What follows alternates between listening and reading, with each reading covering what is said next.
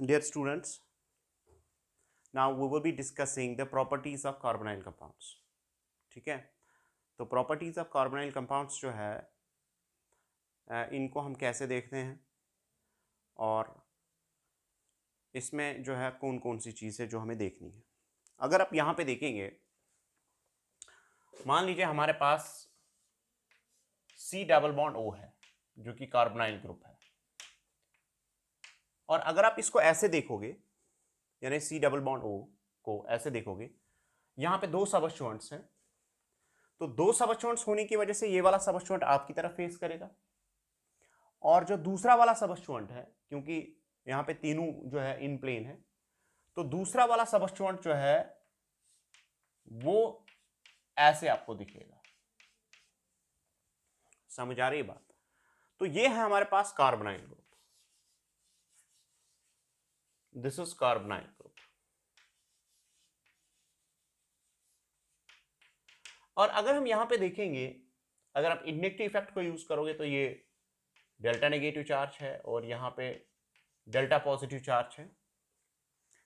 तो अब हमारे पास जो इन प्लेन एटम्स हैं, अगर हम इसको अटैक कराएंगे न्यूक्लियोफाइल का पहले, अब रिएजेंट्स में तो दोनों पार्ट्स होंगे, यहां पे इलेक्ट्रोफिलिक पार्ट भी होगा और न्यूक्लियोफिलिक पार्ट भी होगा, लेकिन अगर इलेक्ट्रोफिलिक न्यूक्लियोफिलिक पार्ट ने पहले अटैक किया, जो कि यहां पे मैक्सिमम पॉसिबिलिटी बनती है, अब उस वजह से क्या होगा कि ये जो कार्बन है इस पे अटैक हो जाएगा और ये इलेक्ट्रॉन डेंसिटी जो है वो शिफ्ट करेगी इसकी ओर, और उसके बाद अगर हम यहां पे देखेंगे तो कार्बन का जो हाइब्रिडाइजेशन है वो चेंज हो जाएगा, और हाइब्रिडाइजेशन चेंज होने की वजह से हम यहां पे देखेंगे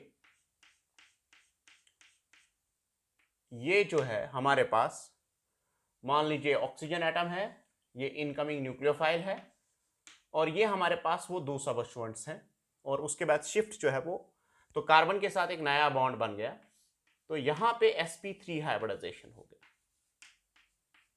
sp3 हाइब्रिडाइजेशन होने की वजह से अगर आप यहां पे देखेंगे, bond angles are getting reduced. पहले अगर आप यहां पे बॉन्ड एंगल देखोगे तो थीटा इज 120, अगर आप यहां पे देखोगे तो इट्स 109,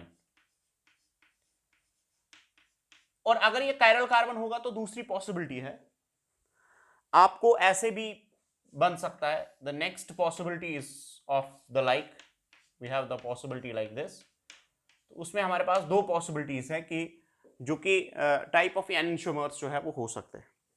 तो यहां पे ऑक्सीजन पे नेगेटिव चार्ज होगा। अब उसके बाद देखिए क्या होता है, उसके बाद यहां पे जो ऑक्सीजन का नेगेटिव पार्ट है, तो आपको ऑलरेडी पता है कि अगर रिएक्शन मीडियम में H पॉजिटिव होता है, या तो ये एब्स्ट्रैक्ट करता है, या तो इलेक्ट्रोफिलिक पार्ट के साथ कंबाइन होके जो इलेक्ट्रोफिलिक पार्ट है वो इसके साथ कंबाइन हो जाएगा, और उसके बाद जो प्रोडक्ट है,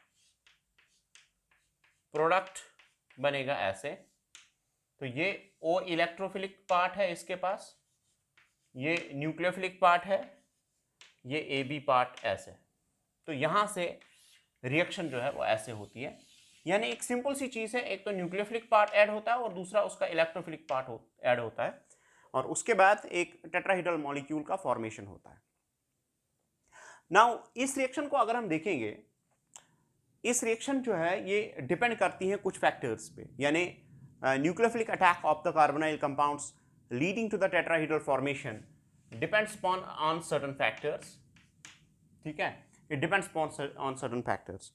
फैक्टर नंबर फर्स्ट इज, पहला फैक्टर जो हमारे पास है, that is the electronic factor, and the second is the steric hindrance. तो दो फैक्टर्स हमारे पास हैं, one is called as the electronic factor, electronic factor, and second is called as the steric hindrance, second is called as the steric hindrance।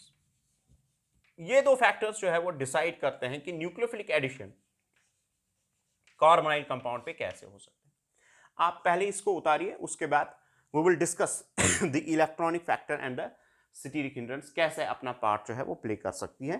पहले आप इसको उतारिए, उसके बाद we will have the discussion। So please have this first the nucleophilic attack and then the electrophilic attack on the oxygen leading to the formation of the products. If it's a chiral molecule, then it will be having the we can have the enantiomers that are formed. And if they are formed in equal proportion, then surely we will get the phenomena of racemization. So then we will have the next.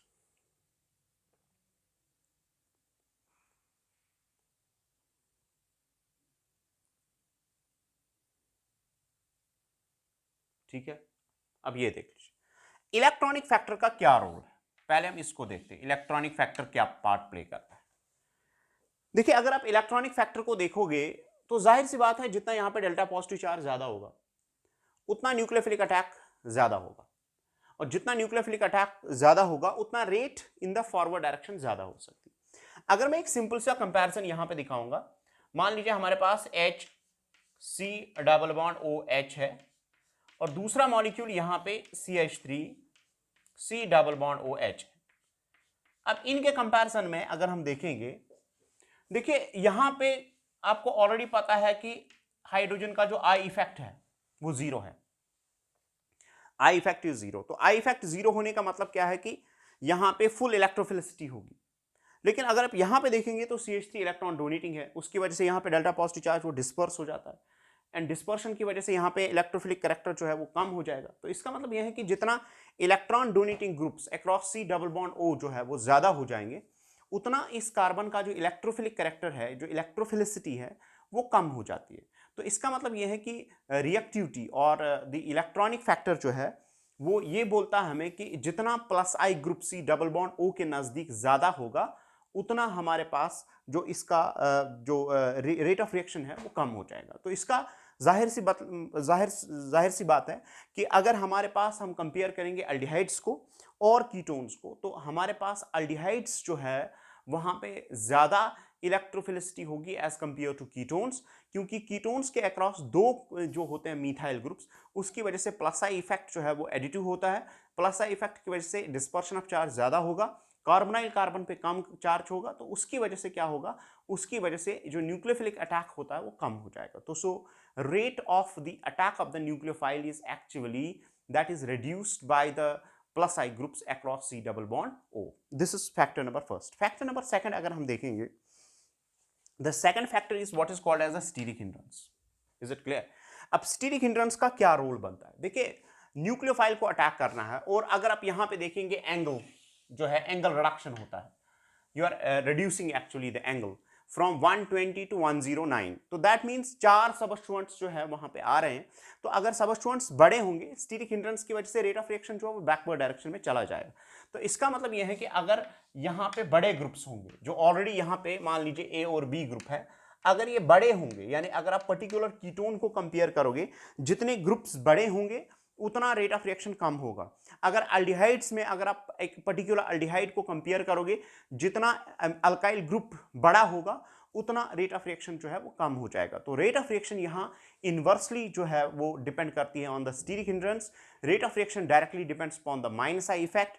जितना minus I effect ज्यादा होगा उतना rate of nucleophilic addition जो है वो ज्यादा हो जाएगा, and rate of reaction inversely depends upon what's called as the what's called as the plus I effect। तो प्लस आई इफेक्ट जितना ज्यादा होगा उतना रेट ऑफ रिएक्शन जो है वो कम हो जाएगा। ठीक है, और अगर हम जनरल रिएक्टिविटी की बात करेंगे तो सबसे ज्यादा है फॉर्मल्डिहाइड, जो कि सबसे ज्यादा रिएक्टिव होता है। ठीक है, फॉर्मल्डिहाइड सबसे ज्यादा रिएक्टिव होता है। तो मैं यहां पे थोड़ा ऑर्डर पे हम बात करेंगे।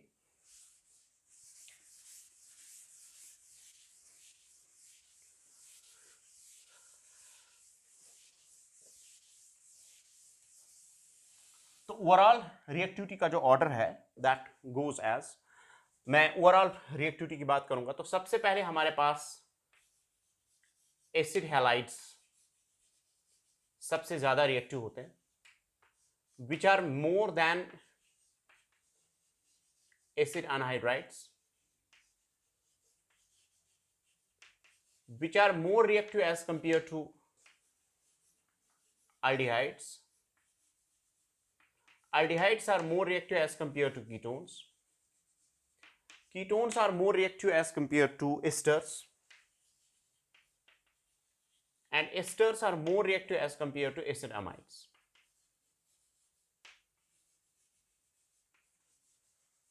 Acid amides.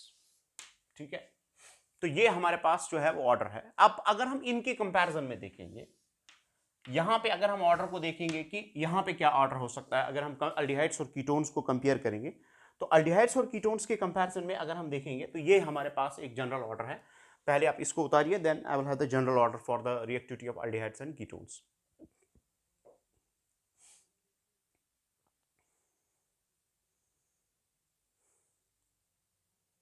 ये देख लीजिए,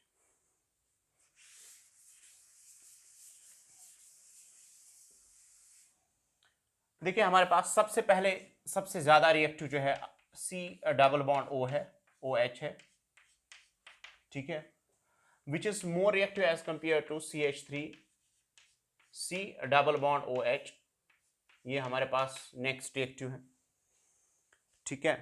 और उसके बाद अगर हम देखेंगे which is more reactive as compare to this,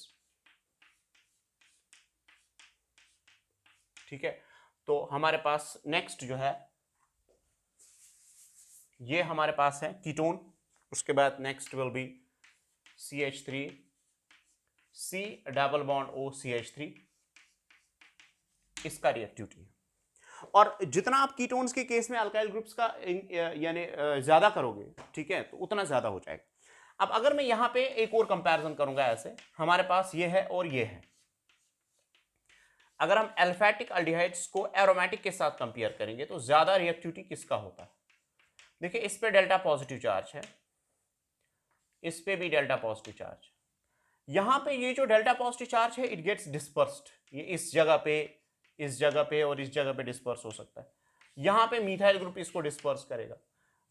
since you know that dispersion by the resonance is more as compare to the what we say as a methyl group, और उसकी वजह से क्या होगा कि इनका रिएक्टिविटी जो होता है, यानी जो एरोमेटिक अल्डिहाइड्स होते हैं they are less reactive as compare to aliphatic what we say as an aldehydes. और प्लस अगर हम इनको कंपेयर करेंगे, मान लीजिए अगर मेरे पास ये है, हमारे पास ये है और ये है, और इनके बीच में अगर हम कंपेयर करेंगे तो ये जो है ये फर्दर इसकी रिएक्टिविटी को डिक्रीज करेगा, क्योंकि यहां पे जो डेल्टा पॉजिटिव चार्ज है वो डिस्पर्स होता है।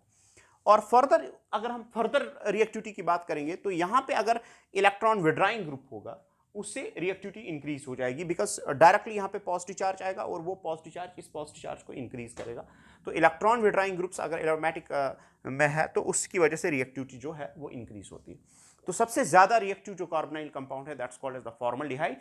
रेस्ट मैंने आपको कंपैरिजन दिखाया कि कहां पे कितना स्टीरिक हिंड्रेंस का वैल्यू क्या है। अगर आप मिथाइल ग्रुप्स को इंक्रीज करोगे एक पर्टिकुलर केस में, जैसे कि कीटोन है या अल्डिहाइड है, तो उस केस में जो है रिएक्टिविटी डिक्रीज होती है। Now we have the next one, ठीक है, we will have the discussion on what we called as the properties of the carbonyl compounds.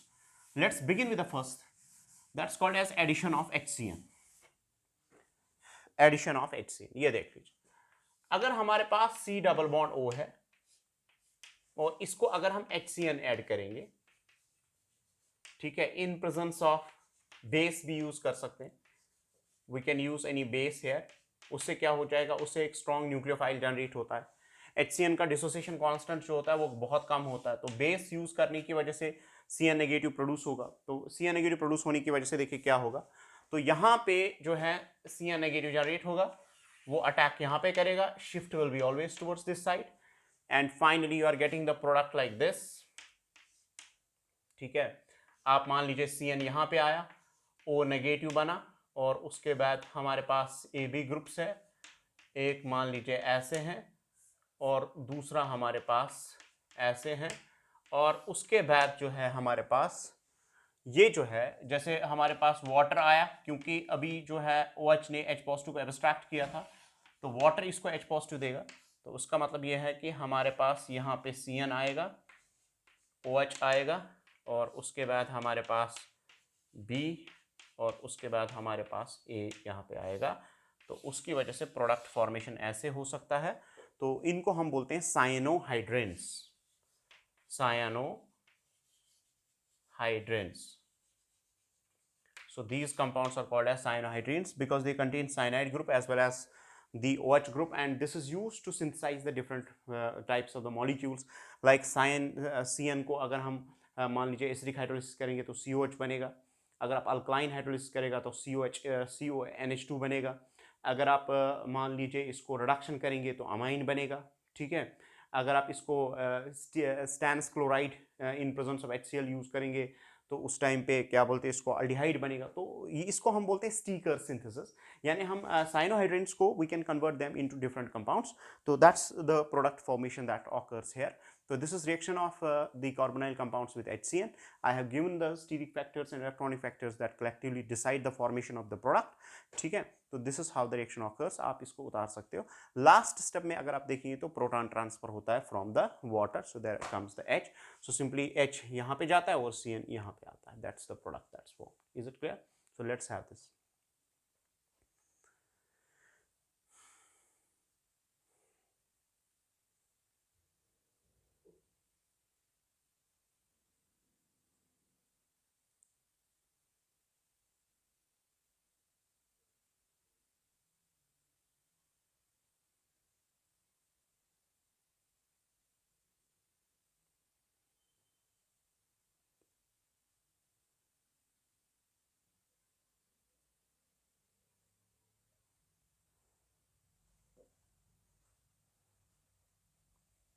Have the next one. See.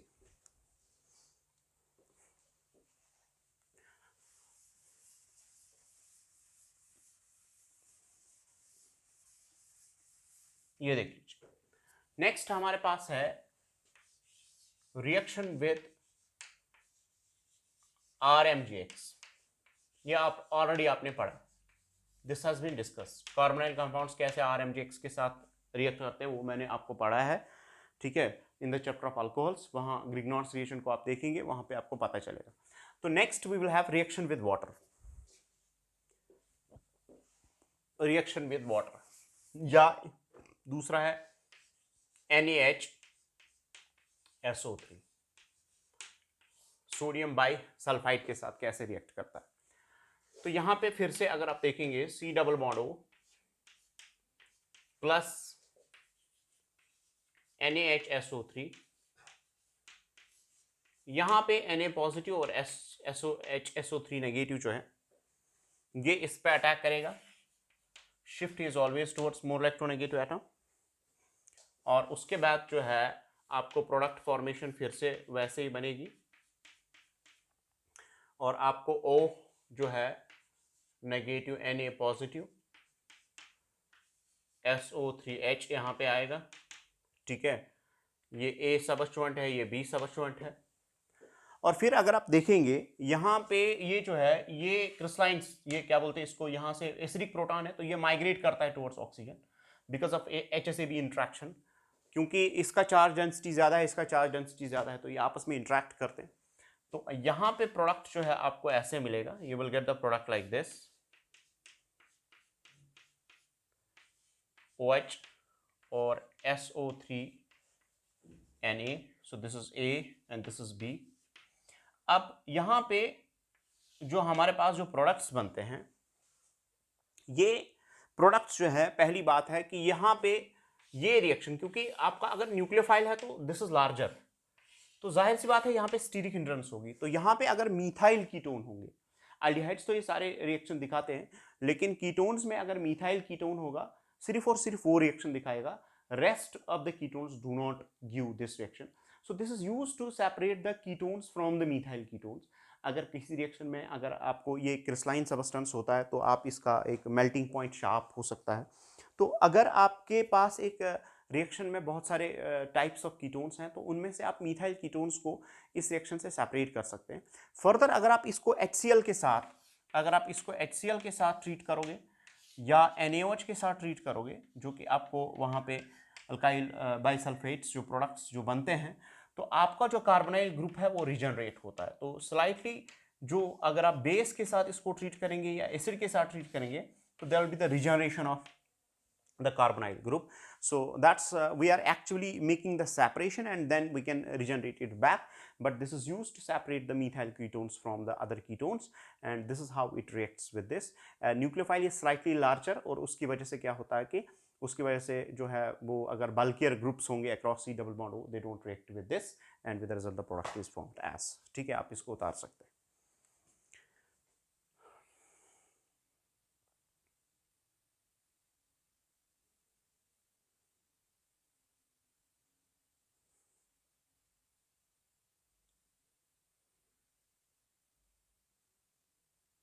ठीक है, let's have the discussion on the next.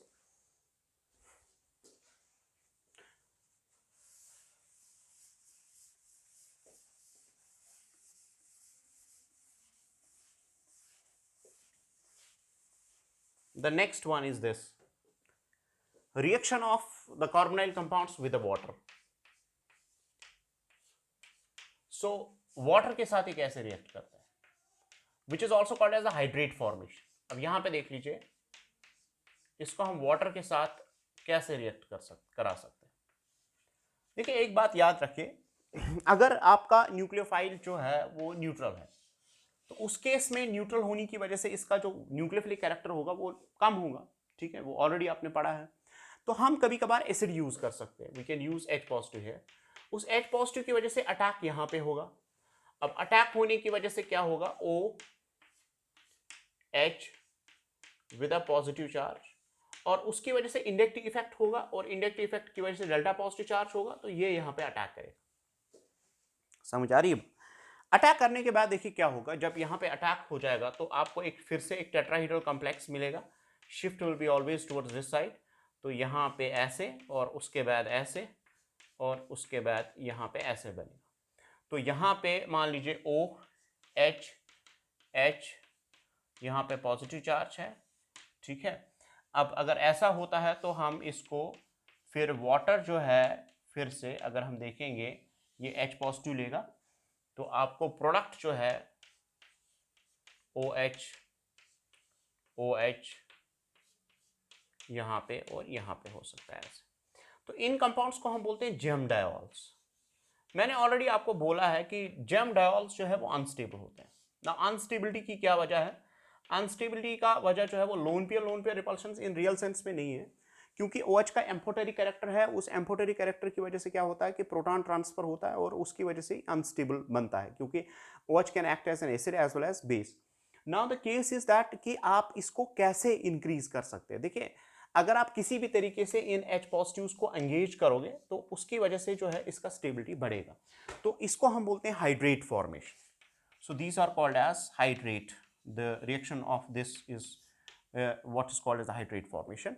Now जाहिर सी बात है, जितना यहां पे पॉजिटिव चार्ज ज्यादा होगा, यानी इस कार्बन पे जितना पॉजिटिव चार्ज ज्यादा होगा, उतना रिएक्शन जो है वो स्पीड अप करेगी. तो इसका मतलब यह है कि अगर मान लीजिए इलेक्ट्रॉन विड्रॉइंग ग्रुप्स होंगे यहां पे, इलेक्ट्रॉन विड्रॉइंग ग्रुप से क्या होगा, इलेक्ट्रॉन विड्रॉइंग ग्रुप से ये जो डेल्टा पॉजिटिव चार्ज है, ये वाला पॉजिटिव चार्ज, ये इंक्रीज हो जाएगा. और इंक्रीज होने की वजह से क्या हो जाएगा कि जो वाटर का अटैक है वो इंक्रीज हो जाएगा. तो इलेक्ट्रॉन विड्रॉइंग कैरेक्टर जो है, इलेक्ट्रॉन विड्रॉइंग ग्रुप्स जो है वो हाइड्रेट फॉर्मेशन को इंक्रीज करेंगे. वाइल एज अगर इलेक्ट्रॉन डोनेटिंग ग्रुप्स है तो ये electron withdrawing groups, donating groups जो है, इनसे हाइड्रेट फॉर्मेशन जो डिक्रीज करेगी, क्योंकि यहाँ पे इलेक्ट्रोफिलिसिटी जो है वो डिक्रीज करेगी. तो इस तरह से जितना इलेक्ट्रॉन विड्रॉइंग ग्रुप यहाँ पे ज्यादा होगा, उतना attack by the neutral nucleophile जो होता है वो इंक्रीज हो जाता है, और उसकी वजह से हाइड्रेट फॉर्मेशन जो है वो इंक्रीज होती है. प्लस अगर आप देखेंगे, अगर इलेक्ट्रॉन विड्रॉइंग ग्रुप है, कभी कभी वो इन्वॉल्व होता है हाइड्रोजन बॉन्डिंग में भी, तो उससे भी जो है प्रोडक्ट जो है वो स्टेबल हो जाता है, और reaction proceeds more towards the forward direction then that of the what we say as a backward direction. So एक बार फिर से हमने प्रूव किया कि इलेक्ट्रोफिलिसिटी जो इस कार्बन की होती है वो इलेक्ट्रॉन विड्रॉइंग ग्रुप से इंक्रीज होती है, और उसकी वजह से अटैक जो होता है वो ज़्यादा होता है, and with the result the product is formed as. This is how the reaction occurs with the water.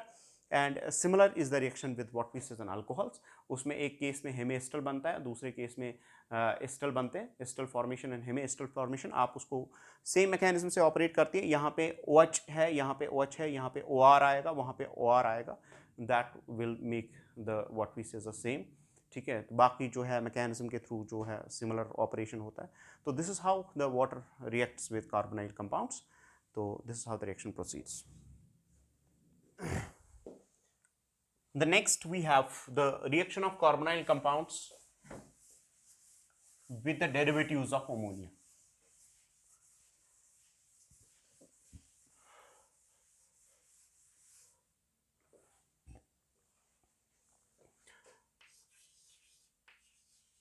The derivatives of ammonia.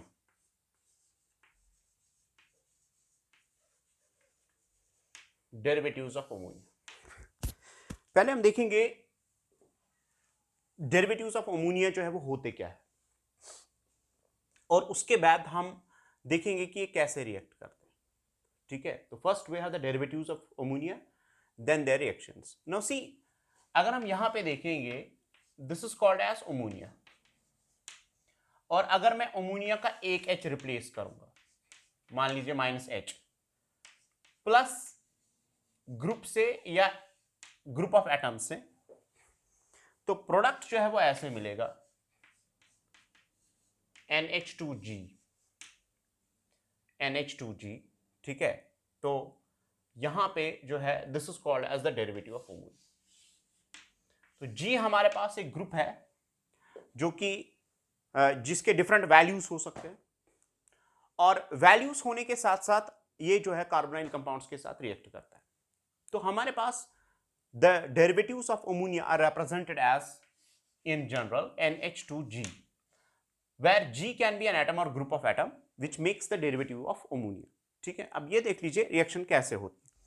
पहली बात है, डेरिवेटिव्स ऑफ अमोनिया जो है, क्योंकि ये न्यूट्रल न्यूक्लियोफाइल है, तो जाहिर सी बात है ये रिएक्शन जो है स्लाइटली एसिडिक पीएच में डिप करेगी।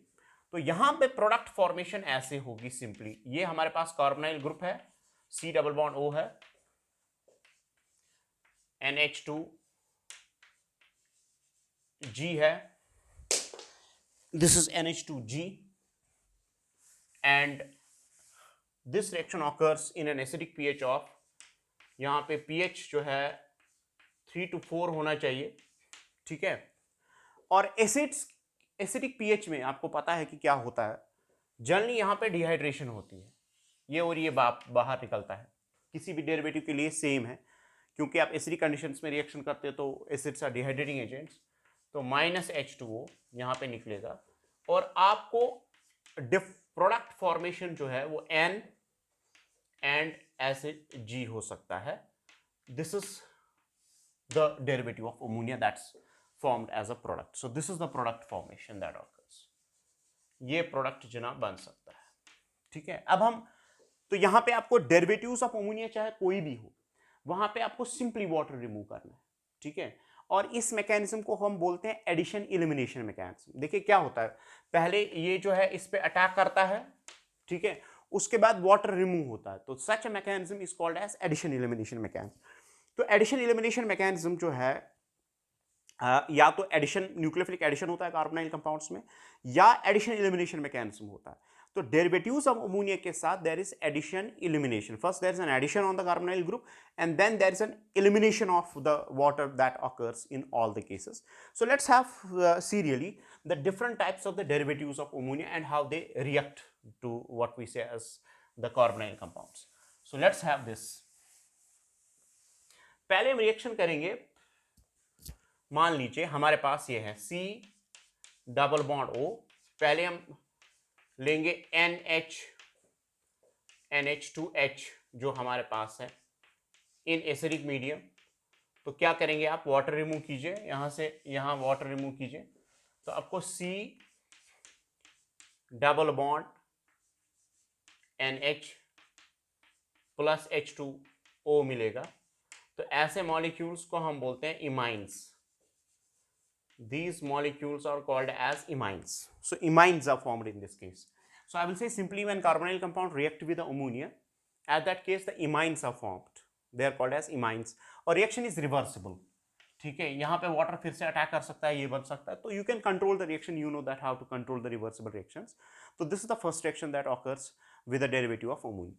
दूसरी रिएक्शन है, अगर हमारे पास C डबल बॉन्ड O है प्लस, अगर हम लिखेंगे NH2, ये तो अपना ही है, G के बदले में अगर OH लिखूंगा, this is called as hydroxyl amine. तो अगर हाइड्रोक्साइल अमाइन के साथ ये रिएक्ट करेगा in presence of H positive, तो यहां से फिर से जो है वाटर रिमूव आप करेंगे। ठीक है, तो आपको प्रोडक्ट जो है C double bond N and then OH will be produced. These molecules are called as oximes. They are named as oximes. Is it clear? The molecules are called as what? Oximes, which are formed upon the dehydration in presence of H positive. सो अगर हम इसके साथ react करेंगे तो oxime hydroxyl जो हमारे पास है that gets convert into oxime. Similarly C double bond O अगर हमारे पास है और अगर हम इसको इसके साथ ट्रीट करेंगे NH2 R के साथ जो कि प्राइमरी अमाइन है, ठीक है, in presence of H positive, तो हमारे पास प्रोडक्ट जो है, बिकॉज यहाँ पे देखिए R अल्काइल ग्रुप इसका वैल्यू है, यहाँ पे OH है, यहाँ पे सिंपली H है because this is the basic. So yet again what you will be doing is you will be removing the water out and you will be getting the product Rn and R plus you will be having the water in all the cases. So these are called as Schiff's bases, इनको हम बोलते हैं Schiff's bases। ये pink coloured होती है, ठीक है, तो they are called as the Schiff's bases। तो इसका मतलब है carbonyl compound when reacts with a primary amine resulting in the formation of Schiff's base. Carbonyl compound when reacts with a hydroxyl amine results in the formation of oxime. Carbonyl compounds when reacts with an ammonia results in the formation of what's called as imines. What's called as, and in all the cases the reaction is reversible. If you don't control it, it will go back, because I have already told you C double bond N can be converted into C double bond O. So the reaction has the backward tendency and you can control the reaction by means of the different factors which are operating there, ठीक है, तो वो आप चीज कर सकते हो। तो ये आप उतारिए, उसके बाद we will have the next set of reactions of the derivatives of ammonia.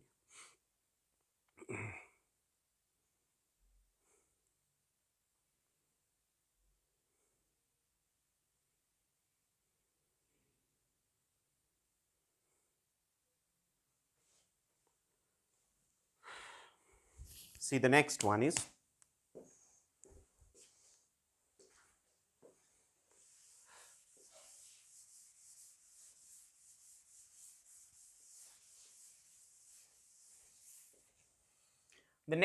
this. If you have a carbonyl compound and you want to make it to convert with, to react with NH2 in presence of H positive, so what is going to happen is ये और ये आपस में combine होंगे, C double bond O NH2, तो this is called as hydrazine. This is named as hydrazine. So when carbonyl compounds react with the hydrazine, the compounds formed are called as hydrazones. They are called as hydrazones, ठीक है। और अगर आप इसको NaOH डालोगे, अगर आप यहाँ पे NaOH चूज करोगे तो ये N2 जो है वो बाहर निकलता है और आपको CH2 मिलता है प्लस N2। इस रिएक्शन जहां तक तो हाइड्रोजोन है, अगर आप इसको NaOH में डालोगे तो N2 will get removed out, और इसको हम बोलते हैं Wolff Kishner reduction reaction. This reaction is also called as Wolff Kishner reduction reaction. तो जब हाइड्रोजोन्स बनेंगे, हाइड्रोजोन्स को अगर आप NaOH में डालोगे, वो N2 लिबरेट करके यहां से जो हाइड्रोजन है वो कार्बन के साथ बॉन्ड बनाता है, तो they are called as alkanes. So alkanes are formed and this is the reaction that's called as also what's called as the Wolff-Kishner reduction reaction, in which the carbonyl compounds are first treated with hydrazine, which is a reducing agent, and then it's treated with NaOH, resulting in the formation of alkanes. So we have two types of the molecules. One is the reaction with the derivative of ammonia that results in the formation of hydrazones, and then formation of the alkane by the same method. So we have two reactions in this reaction. The next one is, ठीक है, आप इसको उतारिए।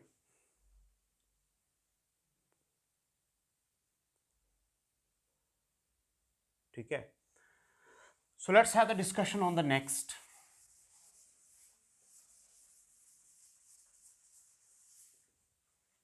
C double bond O अगर आपके पास है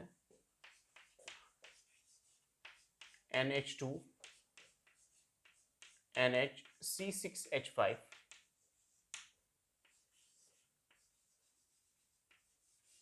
phenyl hydrazine, इसको बोलते हैं फिनाइल हाइड्राजीन।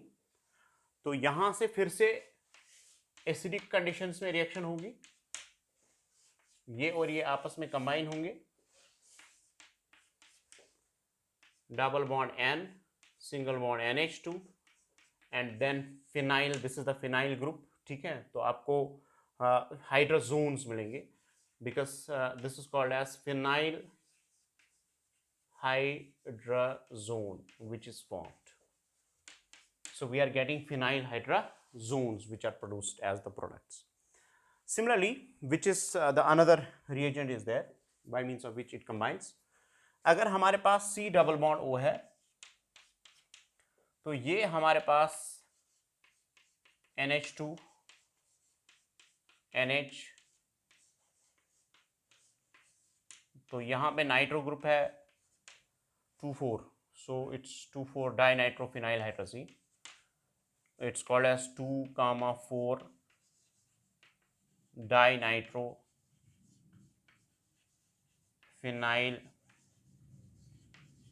hydrazine.